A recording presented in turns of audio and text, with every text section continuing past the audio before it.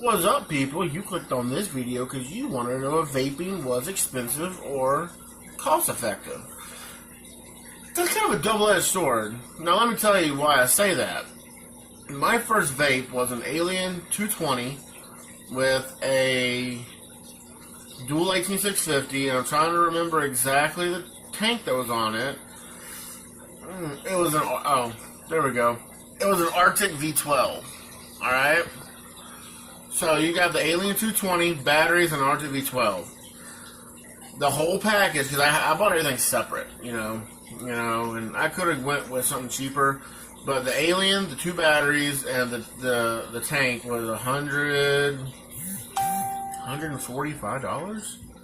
So nowadays you can get the same mod, the Alien mod, with a tank, but you still have a battery separate with them.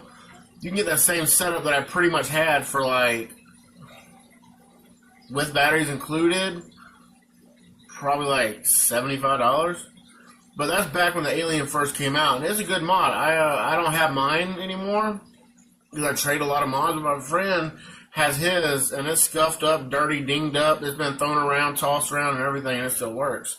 But you want to get the cost effective. Now, I know iJoy out there has a few mods that actually are about $70. Now, let's just stop for a second. I haven't bought a pack of cigarettes, but I'm going to guess a carton of cigarettes nowadays in the right place is going for about 50 to 60 bucks per thing, per carton. So I know iJoy has a mod that you can get the mod, the tank, and the batteries for like $70.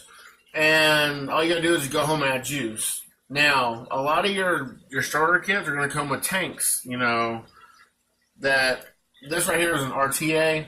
I'll get into all that later. But a lot of those come with tanks already, sub-on tanks. And, of course, when you're buying them, I recommend buying a battery charger for like $10. Just, you know, where you can take your batteries out and charge them. I don't ever recommend charging batteries inside the mod, even if it says you can do it. They just don't charge up all that well, and they don't get that full charge, in my opinion.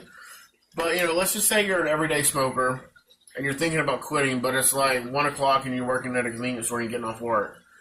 You can try those pens, you know. You got $15 to throw away on cigarettes, throw it away on an electronic cigarette from your own store.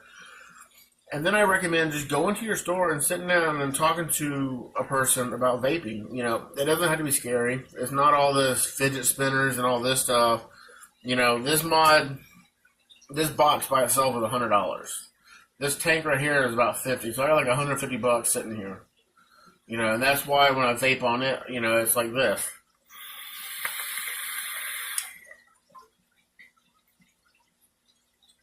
But you don't have to chuck clouds like that. You don't have to be the biggest badass out there.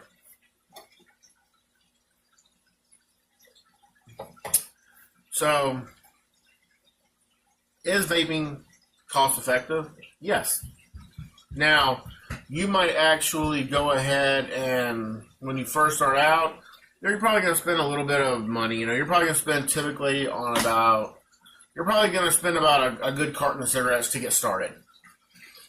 And then, whenever you start going, you know, prices of e-liquids, you know, you can get a 30 mil, you can get like a 120 milliliter thing of e-juice for like $26.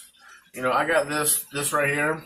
This is a little house brand at my local store. This bottle right here, $10 for a 30 mil.